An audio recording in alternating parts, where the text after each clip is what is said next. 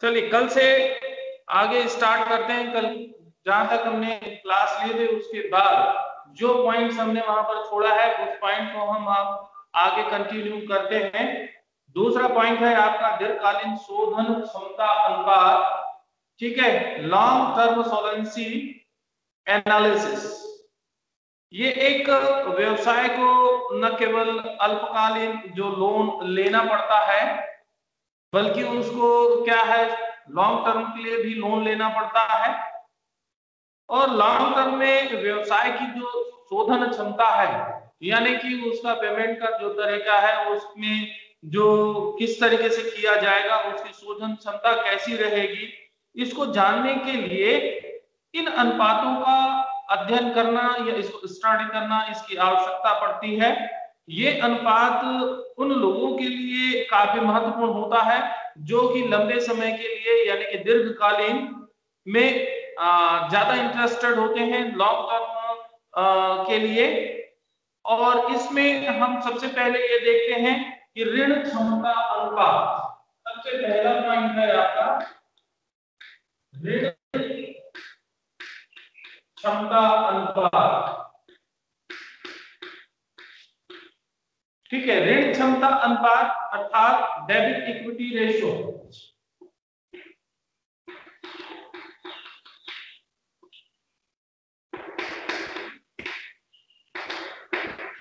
ठीक है, debit equity ratio इसको हम ज्ञात करते हैं एक्सटर्नल और इंटरनल। ये दो पॉइंट मुख्य होते हैं इसमें। External equity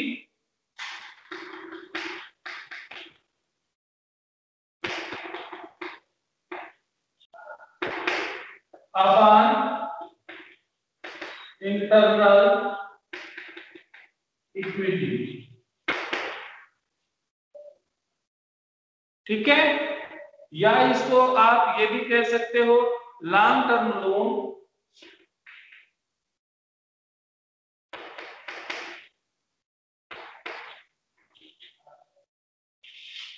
upon shares holders fund.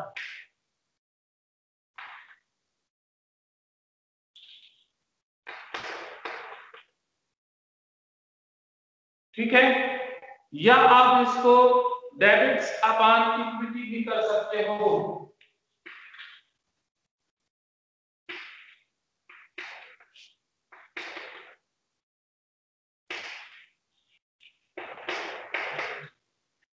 ठीक है, ये है आपका ऋण क्षमता अनुपात पहला दीर्घकालीन शोधन क्षमता अनुपात के अंतर्गत।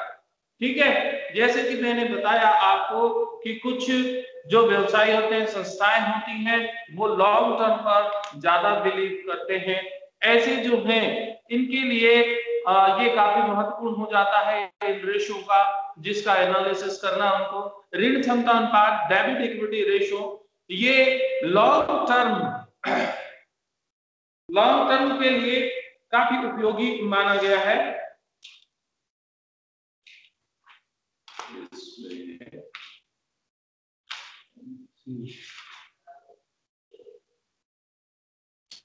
लॉन्ग टर्म सोलेंसी एनालिसिस जब हम करते हैं इसमें तो डेबिट इक्विटी रेशियो जो है इसमें ये होता है कि इंपॉर्टेंट रेशियो जो है लॉन्ग टर्म सोलेंसी जो है इसमें इस establishment relationship between the long term loans and owners equities है ना। तो इसके लिए हम फार्मूला करते हैं debit equity ratio is equal to and internal equity upon external equity upon internal equity or debits upon equities और long term loan upon shareholders fund। ठीक है, तो यहाँ पर हम ये देखते हैं कि इस अनुपात के माध्यम से जो दीर्घकालीन ऋण है और अंशधारियों के बीच इनका एक अनुपात जो है यह स्थापित किया जाता है और इस अनुपात को इस तरीके से निकाला जाता है। अब इसमें हम ये देखते हैं कि इंटरनल जो इक्विटीज है तो इंटरनल इक्विटीज में क्या आ जाते ऑल लॉन्ग टर्म लोन माने जितने भी दीर्घकालीन ऋण है ये आ जाते हैं, डिबेंचर आ जाते हैं, आपके मॉर्गेज को ले लिया जाता है पब्लिक जो डिपॉजिट होता है वह भी एक्सटर्नल इक्विटी के अंतर्गत आता है। ठीक है, इसको आप लिखते जाएं कि क्या क्या चीजें आती हैं। एक्सटर्नल इक्विटी के अंतर्गत हम किन चीजों को शामिल करते हैं? ऑल लॉन्ग टर्म्स इक्विटी, यानी कि जितनी भी दीर्घकालीन ऋण होते हैं, ठीक है, प्लस डिबेंचर्स ऋण पत्र, दूसरा मॉर्गेज यानी कि जिसको कि गिरवी रखा गया हो, तीसरी बात जो पब्लिक डिपॉजिट होते हैं, जो जनता के द्वारा जमा किए गए फंड जो हैं वह भी इसके अंतर्गत आता है। दूसरा point internal equity. Internal equity में हम क्या करते हैं? Equity share capital plus preference share capital plus all reserve fund plus capital reserve, ठीक है, प्लस अदर रिजर्व, यानी कि all different revenue expenses such A primary expenses, discount on issue of share, debentures, ये सारी चीजें इसके अंतर्गत शामिल की जाती हैं। ऑनरशिप लाइफ सिक्योरिटीज, यानी कि जो प्रतिभूतियां होती हैं उनको भी इसमें शामिल किया जाता है। इसका स्टैंडर्ड अनुपात जो है 1:1 माना जाता है। 1:1, यानी 1:1 यदि हो तो इसको अच्छा हम कह सकते हैं। इसका सर्वोत्तम माने स्टैंडर्ड जो रेशो है वो 1:1 है। तो कहीं कहीं पर इस स्टैंडर्ड को 2:1 भी लिया जाता है। ठीक है, यानी कि एक्सटर्नल और इंटरनल में इंटरनल के 2, एक्सटर्नल के 1 होने चाहिए। तो अगर हम ये देखें कि इसमें एक्सटर्नल जो लोन है इसका अनुपात अधिक है, तो यहाँ पर क्या हो जाएगा? एक्सटर्नल लोन जो है ये यदि मान लीजिए अधिक है, इसके अगेंस्ट में इंटरनल है, तो वहां पर क्या हो जाएगा? रिस्क ज्यादा बढ़ जाएगा उस संस्था के लिए। ठीक है, तो ये हम यहाँ पर ये कह सकते हैं कि यदि संस्था की एक्सटर्नल इक्विटी इंटरनल इक्विटी से ज्यादा होती है तो वहां पे संस्था के लिए वो हार्मफुल होगा, उसमें वह जोखिम ज्यादा हो जाएगा, रिस्क ज्यादा हो जाएगा। क्योंकि एक तो यहाँ पर लाभ न होने पर ब्याज का भुगतान करना पड़ेगा, दूसरा उसको समय पर ऋण को पूरा करना पड़ेगा क्योंकि उसको राशि को लौटानी पड़ेगी। यदि वह समय पर नहीं लौटाता है तो उस समय में क्या होगा? उसका ब्याज बढ़ता चला जाएगा। और इसके यदि हम विपरीत देखते हैं, दूसरी ओर देखते हैं, तो इस अनुपात में अंशधारियों की जो सहभागिता है वह अधिक है। तो ऐसी स्थिति में ब्याज का भार कम हो जाएगा और उसमें एक कहें कि संतोषजनक, ये आप कह सकते हो, उसकी संतुष्टि होगी और उसकी स्थिति सही होगी। तो ऋणदाताओं का ऋण जो है वह तुलनात्मक रूप से अधिक सुरक्षित यहाँ पर होगा। तो कुछ ऐसे आपके जो लेखापाल हैं, अकाउंटेंट हैं, उनका ये मानना है या उनका ये मत है कि पूर्वाधिकारी अंश जो है यानी कि प्रेफरेंस शेयर होल्डर को आंतरिक कोष में शामिल करना चाहिए, यानी इंटरनल इक्विटी, इंटरनल जो फंड है, ठीक है, इंटरनल फंड से यानी शेयर होल्डर्स फंड जो है उसमें उसको शामिल करना चाहिए। तो बाइक को उसमें शामिल करना चाहिए क्योंकि इन्हें एक निश्चित दर से उसमें क्या करना पड़ता है? डिविडेंड देना पड़ता है और साथ ही साथ उसमें सोलेंसी जो है, शोधनशील पूर्वाधिकारी अंशों का एक निश्चित अवधि के बाद उनको रकम भी उसमें लौटानी पड़ती है। तो यहाँ पर ये आपका क्लियर हो जाता है, external equity upon internal equity और डेब्ट्स अपॉन इक्विटी शेयर्स या आप loan upon share holders fund. इस आप निकाल सकते हैं ऋण क्षमता का डेबिट इक्विटी रेशियो। दूसरा पॉइंट हम आते हैं इसमें, दूसरा रेशो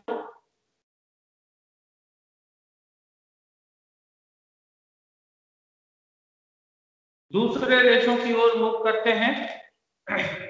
दूसरा है स्वामित्व अनुपात।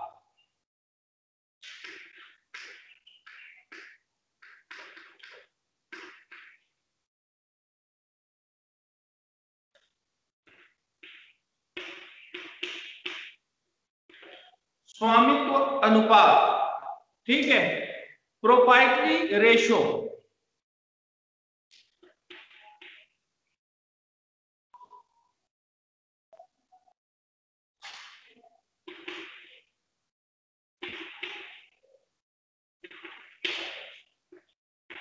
प्रोप्राइटरी रेशो, या नाम से ही आपका स्पष्ट हो गया, स्वामित्व अनुपात। ठीक है, स्वामित्व यानी कि ऑनर, ठीक है, संस्था का स्वामी।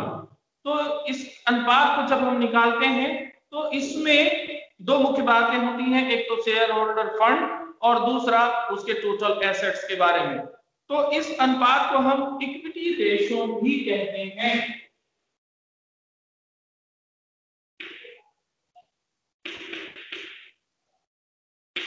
इक्विटी रेशो, ठीक है, समता अनुपात या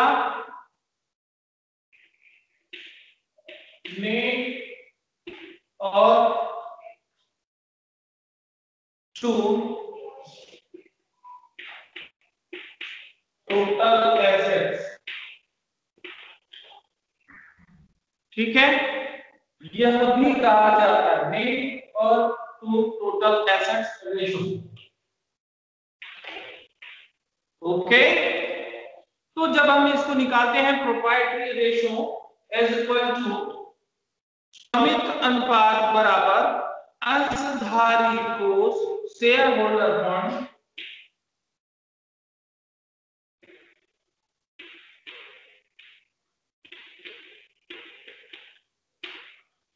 अपान अंशधारी कोष अपान टोटल एसेट्स।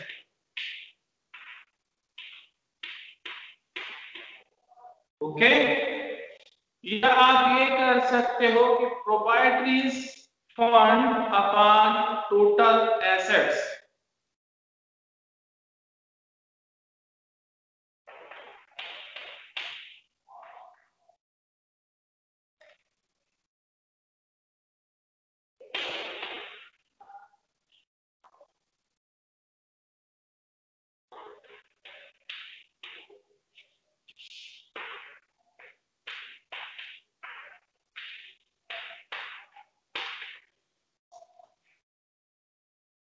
ठीक है,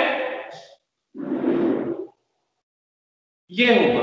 तो यहां पर हम ये देखते हैं कि ये अनुपात जो है अंशधारी की कोष का जो संबंध है व्यवसाय के कुल संपत्तियों से जोड़ता है।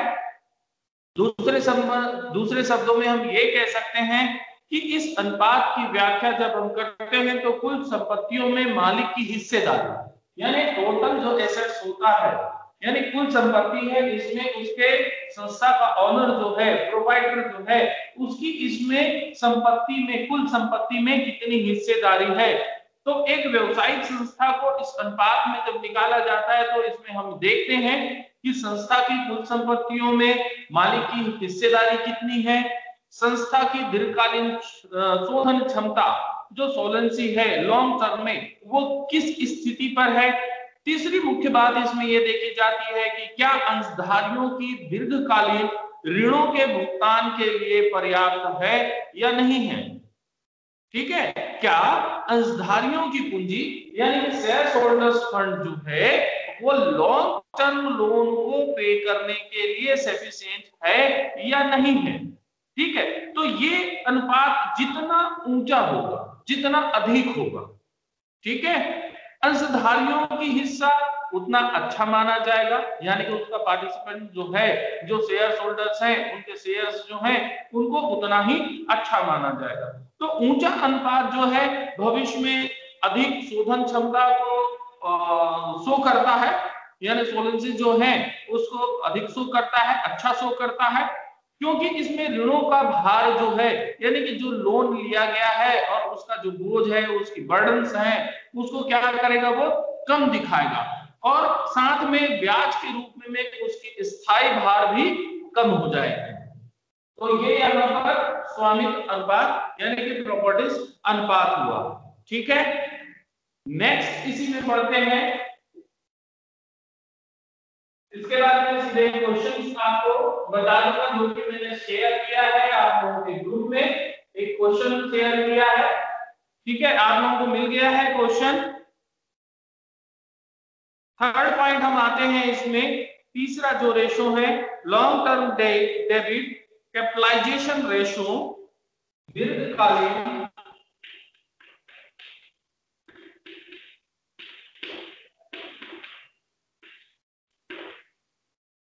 ऋण पूंजीकरण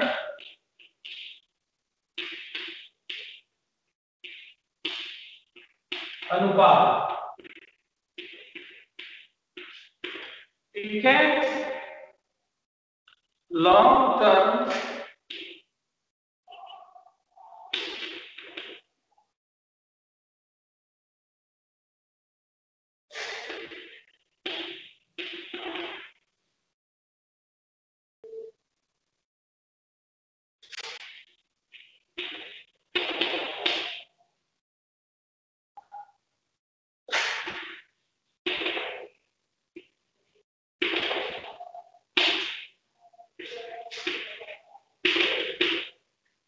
okay, long term debt capitalization ratio, इसको जब हम निकालते हैं तो यहां पर as equal to long term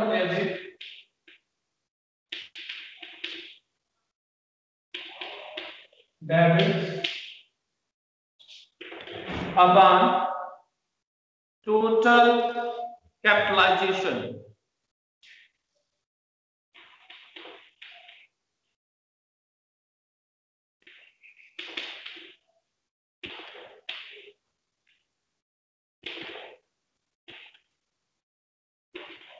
total capitalization, ठीक है। ये लंबे समय के लिए, जैसे कि नाम से ही स्पष्ट हो जाता है, दीर्घकालीन ऋण पूंजीकरण अनुपात। तो इस अनुपात के द्वारा दीर्घकालीन ऋणों के संबंध संपूर्ण पूंजीकरण के साथ निकाला जाता है, जो टोटल कैपिटलाइजेशन होता है उससे निकाला जाता है। और इसमें यह देखा जाता है कि जो लॉन्ग टर्म लोन है वह कितना सिक्योर्ड है, कितना सुरक्षित है। तो इस अनुपात को हम इसके माध्यम से निकाल सकते हैं, long term debt upon total capitalization, ठीक है।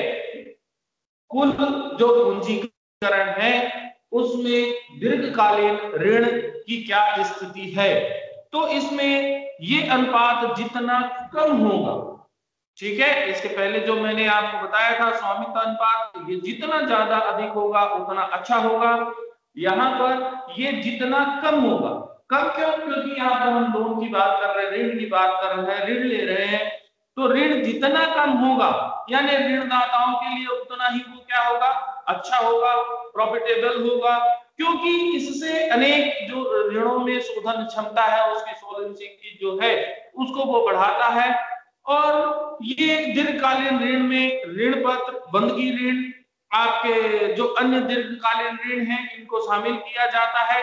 जबकि कुल पूंजीकरण में equity share capital, preference share capital, reserve, surplus, debenture, secured security, mortgage loan, आपके unsecured loans, others long term loans, ये सारे इनमें शामिल किए जाते हैं।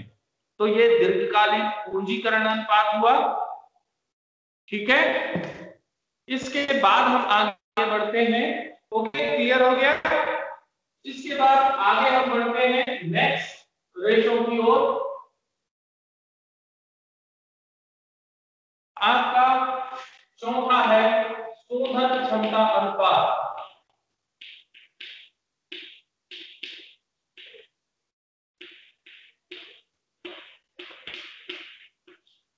शोधन क्षमता अनुपात, सोलेंसी रेशो,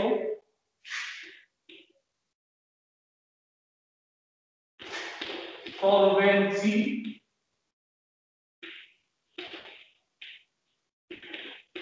रेशो, ठीक है। शोधन क्षमता अनुपात, इसको हम निकालते हैं total liability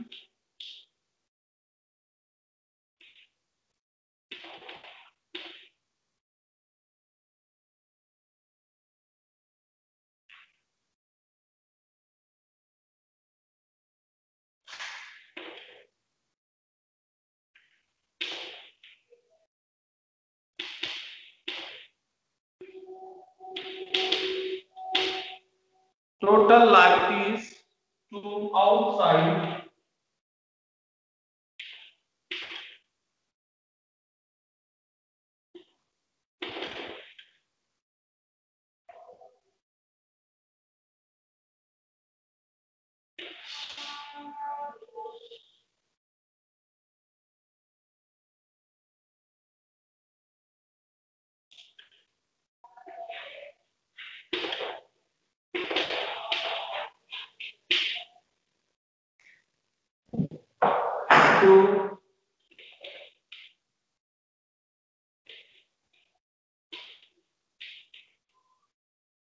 total assets. Okay, तो ये अनुपात जो है, ये समता अनुपात जो कि आपने इक्विटी शेयर, इक्विटी रेशो जो निकाले हैं, इक्विटी रेशो, ये इसी के समान है ना, इक्विटी शेयर के समान है। इसमें कुछ दायित्वों को जो बाह्य पक्ष को या उनके संबंध में फर्म की कुल संपत्तियों के साथ निकाला जाता है। ये अनुपात भी दीर्घकालीन शोधन क्षमता को बताता है। ठीक है, ये अनुपात जितना कम होता है, यहाँ पर भी ये शोधन क्षमता अनुपात जितना कम होगा उतना उसमें, अर्थात जो संपत्ति की तुलना में बाह्य ऋण जो है अल्पकालीन और दीर्घकालीन, इन दोनों को जितने कम होंगे फर्म की शोधन क्षमता को उतनी ही अच्छी मानी जाएगी। यहां पर नेक्स्ट है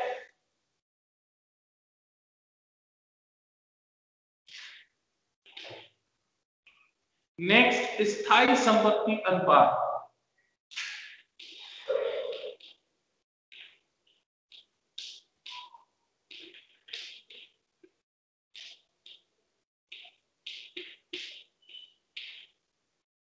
स्थायी संपत्ति अनुपात, फिक्स्ड एसेट्स रेशियो।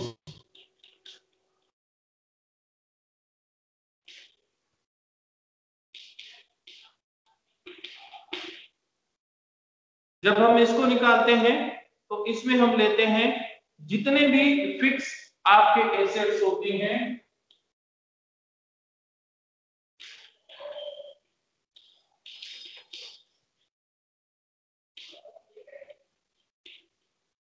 जितने भी आपके फिक्स आपके एसेट्स होंगे, इसमें आपको माइनस कर देना है डेप्रिसिएशन को अपॉन,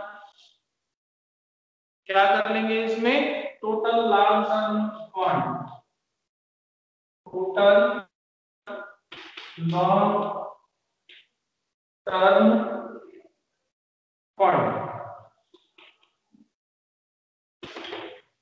ओके, ये भी दीर्घकालीन शोधन क्षमता को शो करता है, बताता है, और उसको नापने के लिए एक पैमाना है।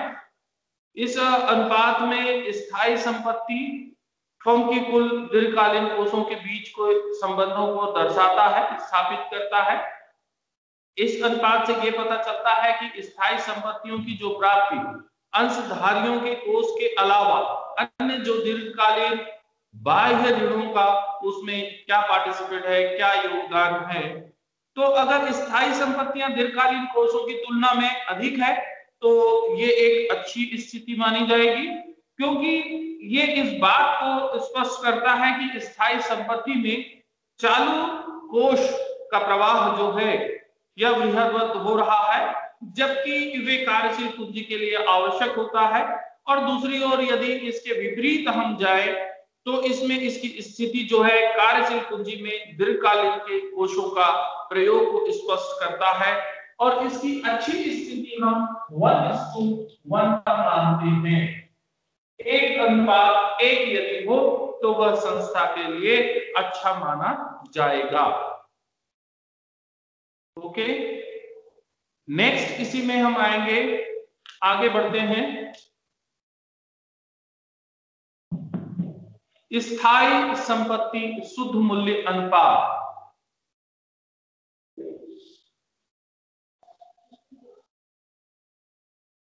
स्थायी संपत्ति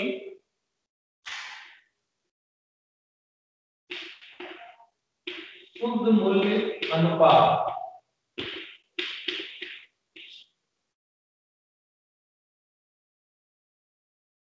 फिक्स्ड एसेट्स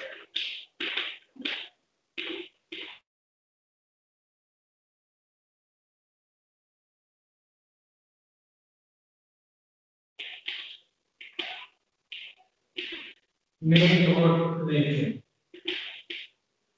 ओके, तो जब हम इस अनुपात को निकालते हैं तो फिक्स एसेट्स जो कि हमने लिया,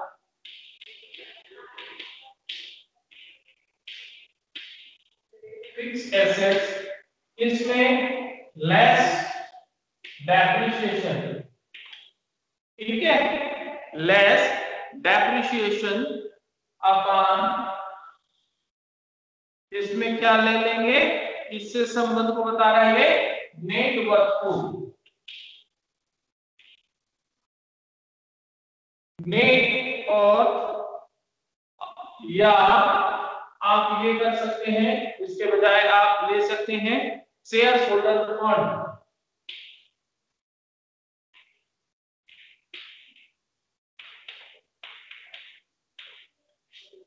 शेयर होल्डर्स फंड, ठीक है। तो ये अनुपात स्थायी संपत्तियों के संबंध व्यवसाय के शुद्ध मूल्य से प्रदर्शित होता है, नेटवर्थ शुद्ध संपत्ति से होता है, ठीक है। इस अनुपात के द्वारा ये पता चलता है कि अंशधारियों का शुद्ध कोष किस सीमा तक व्यवसाय की स्थायी संपत्तियों को विनियोजित करता है। ये अनुपात जितना कम होगा, व्यवसाय की स्थिति उतनी ही प्रॉफिटेबल होगी, लाभप्रद होगी और संतोषप्रद मानी जाएगी। अगर शुद्ध मूल्य में से स्थायी संपत्तियां अधिक हो गई तो यहां पर इसका अर्थ होगा कि स्थायी संपत्तियों की जो फाइनेंशियल पोजीशन है, वहां पर जो एक्सटर्नल रिसोर्स, एक्सटर्नल सोर्सेस के द्वारा उसमें जो प्रदत्त की गई राशियां हैं, तो कोई स्थिर नॉर्म्स इसमें निर्धारित नहीं है, लेकिन फिर भी इसका अच्छा अनुपात 0.761 माना जाता है, यानी कि 0.6%, ठीक है। यदि यह हो तो अच्छा मान लिया जाएगा। इसके लिए कोई विशेष आपका ये नहीं दिया है कि रेशो कितना होना चाहिए, लेकिन इसका अनुपात 1 से कम होना चाहिए। जो शुद्ध संपत्तियां हैं नेट वर्थ से कम, उसके फिक्स एसेट्स जो है वो लेस डेप्रिसिएशन के अगेंस्ट में 0.6% लेस देन 1% होना चाहिए, ठीक है। अब इसमें हम आगे चलते हैं, ये यहां तक के तो हो गए। अब मैं आपको क्वेश्चन जो है, एक क्वेश्चन आपको शेयर करूंगा, इसमें और भी है रेशो, लेकिन वो बहुत कम यूज आता है, लेकिन उसको यहां पर कर सकते हैं फिर भी। नेक्स्ट रेशो, इसके बाद फिर मैं आपको क्वेश्चन शेयर करूंगा। रोकड़ ऋण सेवा अनुपात,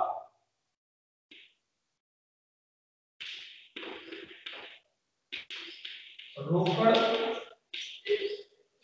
ऋण सेवा अनुपात, ठीक है। कैश डेबिट सर्विस रेशियो,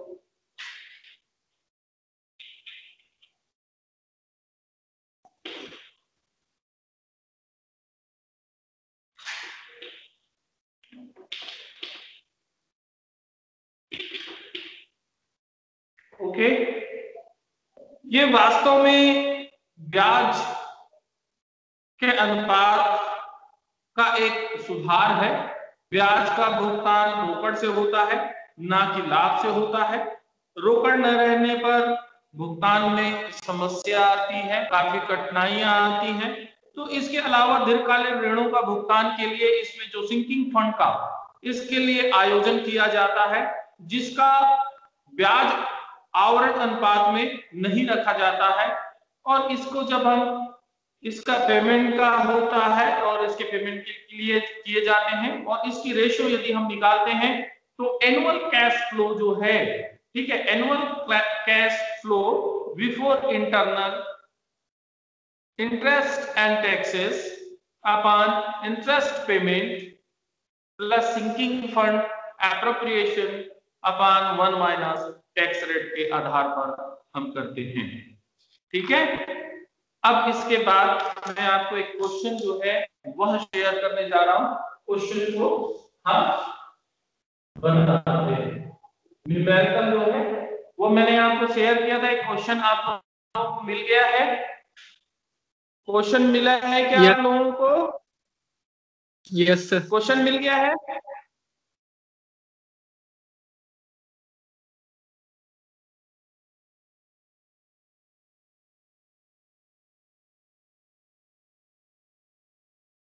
मैं क्वेश्चन शेयर कर रहा हूं, स्क्रीन शेयर कर रहा हूं, आप देखेंगे, है ना?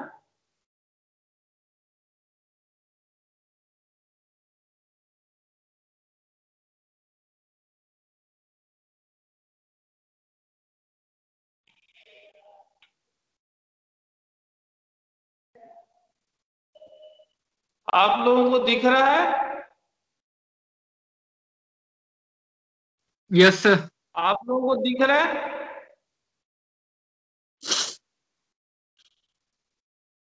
क्वेश्चन आपको दिखा? Yes sir. Yes sir. Clear है?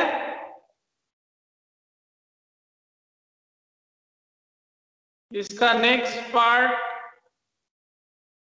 ये एक हो गया। दूसरा पार्ट है, ठीक है। क्वेश्चन मैं पढ़ रहा हूं आपके सामने। क्वेश्चन मैंने शेयर किया है, क्वेश्चन देखेंगे। ओके,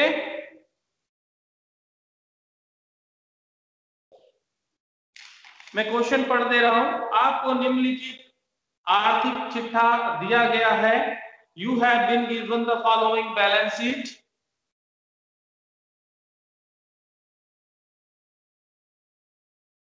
क्लियर है? आप लोगों को क्वेश्चन मिल गया है?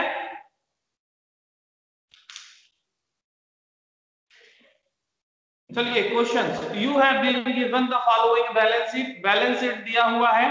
बैलेंस शीट जो है स्टैंडर्ड में दिया है। इसके लिए 4 खाने दिए हुए हैं। पर्टिकुलर्स दिया हुआ है, नोट नंबर दिया है, करंट ईयर और प्रीवियस ईयर। ठीक। इक्विटी एंड लायबिलिटीज, इसके अंतर्गत first point share holders fund. Share capital 2 lakh current year में। सेकंड है reserve and surplus, current year में ही 80,000। नेक्स्ट सेकंड पॉइंट है non current liabilities. Okay,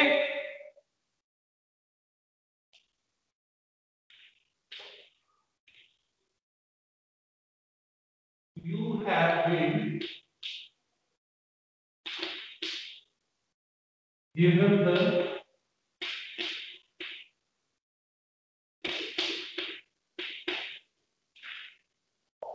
following balance sheet। Balance sheet दिया हुआ है इस तरीके से, क्वेश्चन में देखेंगे।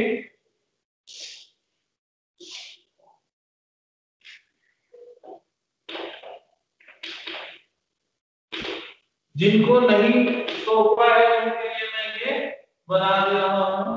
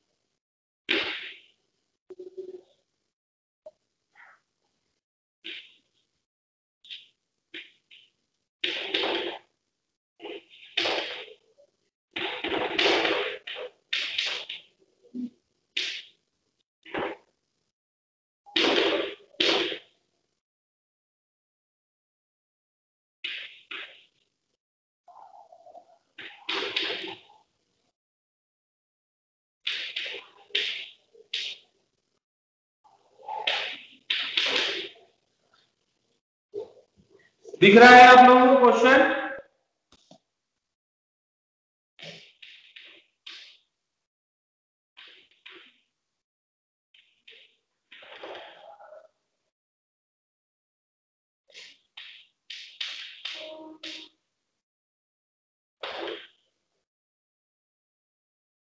क्वेश्चन इस तरीके से है।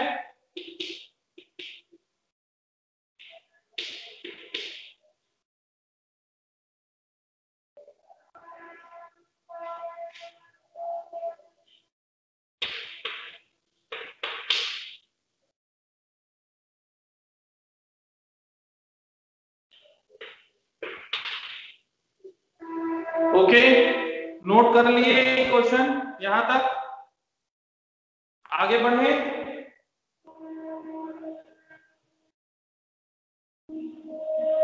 नोट हो गया क्वेश्चन यहां तक? Yes sir. नेक्स्ट आगे सेकंड पॉइंट है, थर्ड पॉइंट पे आते हैं।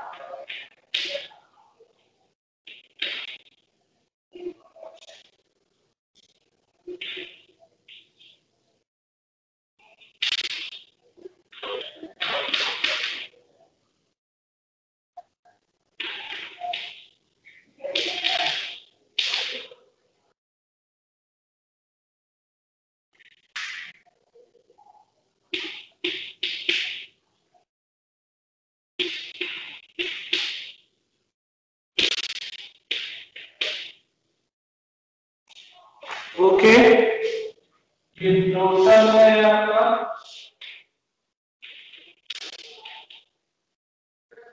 टोटल इसका हो जाएगा 4,90,000। क्लियर है यहां तक? Yes sir. नेक्स्ट पार्ट पे आएंगे, ये राइट डाउन हो गया। नेक्स्ट पार्ट पे आएंगे,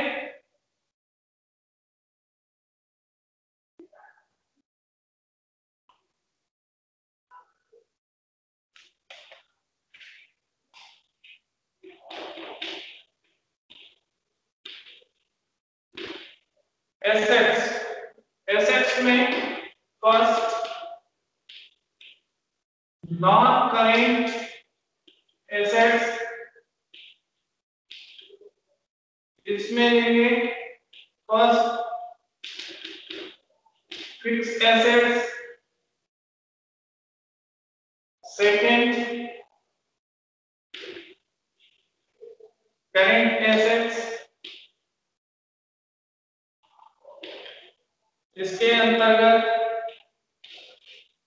फर्स्ट है आपकी इन्वेंट्रीज,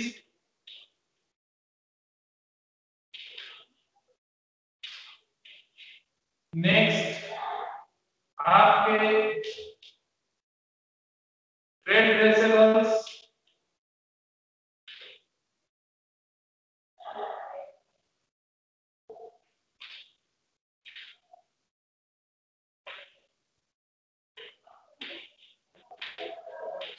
अरे रुक ना यार, कैंसर मत।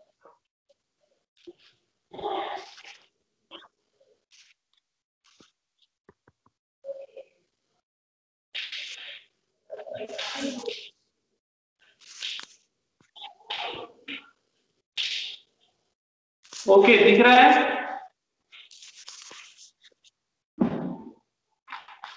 Yes sir. फिक्स्ड एसेट्स है आपका 3 लाख 3 लाख, ठीक है। इन्वेंट्री है 60,000, ट्रेड पेबल्स जो है, ट्रेड रिसीवेबल्स, ट्रेड रिसीवेबल्स में सडनली डेबिटर्स है 50,000, बिल रिसीवेबल्स है 20,000, कैश ये है आपका 50,000 और प्रीपेड एक्सपेंसेस 10,000। ओके, इसका टोटल हो जाएगा 4,90,000। ठीक, क्लियर है? ये आपका क्वेश्चन है, इसमें आपको निकालना है, इसमें फाइंड आउट करनी है। आप आगे का भी लिख लेंगे, इसमें क्वेश्चन में आपको राइट डाउन करा देता हूं, पूरा लिखा देता हूं। लिखिए, note, proposed dividend is supported to be charged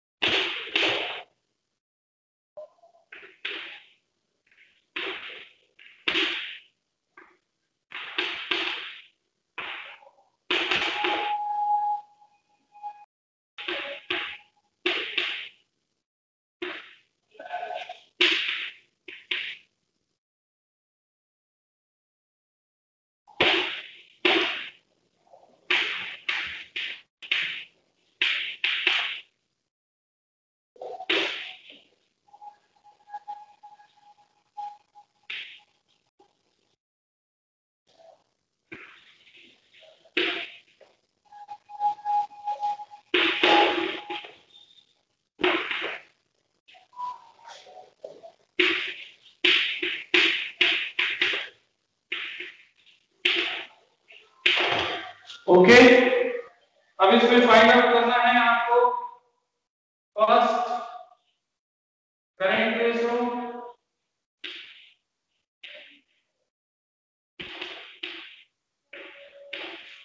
second liquid ratio, third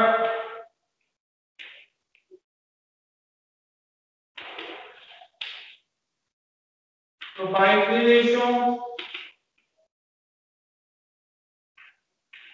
fourth debit equity ratio,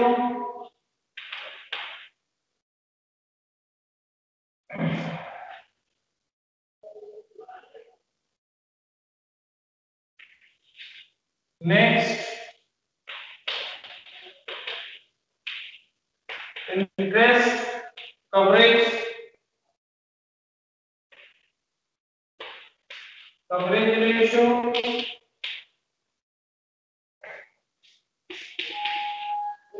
next solvency ratio,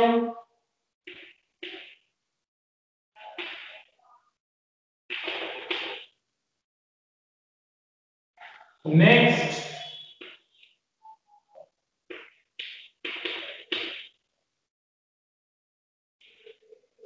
fixed assets to net worth ratio. Okay, आपको इतने रेशो इसमें कैलकुलेट करना है। ओके, ये क्वेश्चन आपको देख लीजिए, नेक्स्ट क्लास में इसको मैं आपको सॉल्व करा दूंगा। ठीक है, अभी नेक्स्ट क्लास है क्या आपका? No sir. नहीं है तो अभी मैं आप लोगों को इसको सॉल्व करा दे रहा हूं। ये राइट डाउन हो गया क्वेश्चन।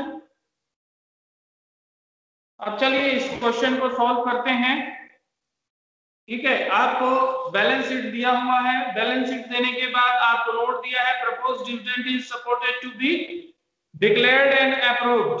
ब्याज एवं कर के बाद का लाभ आपका दिया हुआ है 60,000 रुपए।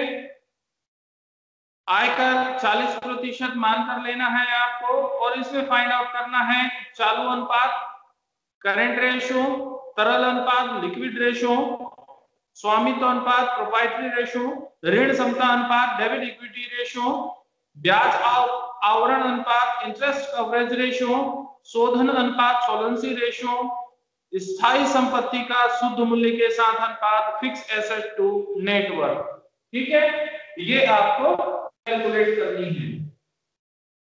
अब इसमें एक एक आप चलेंगे, एक एक अनुपात को आप लीजिए। फर्स्ट आप देखिए, पहला अनुपात आपका क्या दिया हुआ है, current ratio.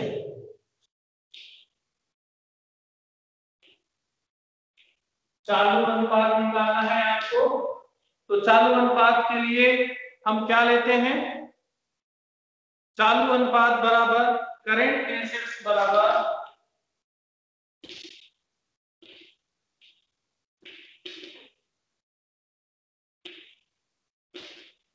Current assets upon current liability.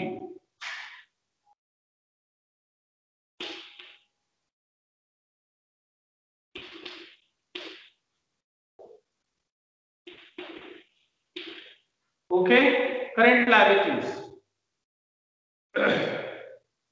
तो यहां पर आप देखिए करंट एसेट्स में क्या क्या दिया हुआ है उसका, आप बैलेंस शीट देखिए। करंट एसेट्स में आपको दिया हुआ है इन्वेंट्रीज दी हुई है, ठीक है। अब इसमें ट्रेड रिसीवेबल्स है, इन्वेंट्री कुछ भी नहीं, इन्वेंट्री है आपका 60,000 का, 60,000 इन्वेंट्री है, प्लस आपका दिया है डेबिटर्स 50,000 का, प्लस आपका बिल रिसीवेबल्स दिया हुआ है 20,000 का,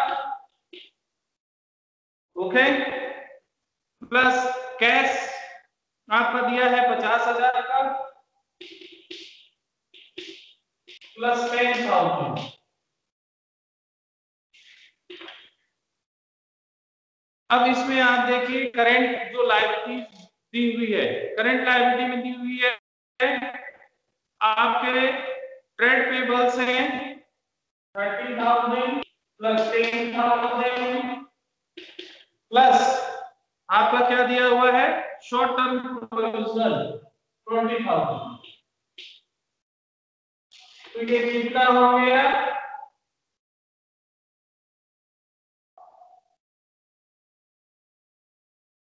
$1,90,000 अपॉन 60,000। इसमें रेशियो कितना आ जाएगा आपका, यहाँ पर अनुपात कितना निकल जा रहा है, अनुपात देखें जब इसको डिस्ट्रीब्यूट करेंगे 3.17:1, ये अनुपात आपका यहाँ पर आ रहा है, ठीक है, ओके। Yes sir. बाकी लोग कहाँ चले गए,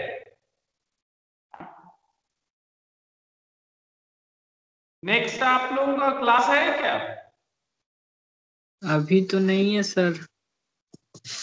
तो फिर बाकी लोग कहाँ चले गए, पता नहीं सर। अच्छा चलिए, तो ये कंटिन्यू रखें इसको या फिर नेक्स्ट क्लास में कराएं क्वेश्चन को, नेक्स्ट क्लास में करते सर, कोई है भी नहीं। ओके, ये क्वेश्चन को आप लोग देख लेंगे और नेक्स्ट क्लास में इस क्वेश्चन को सॉल्व करेंगे, ओके। Yes sir.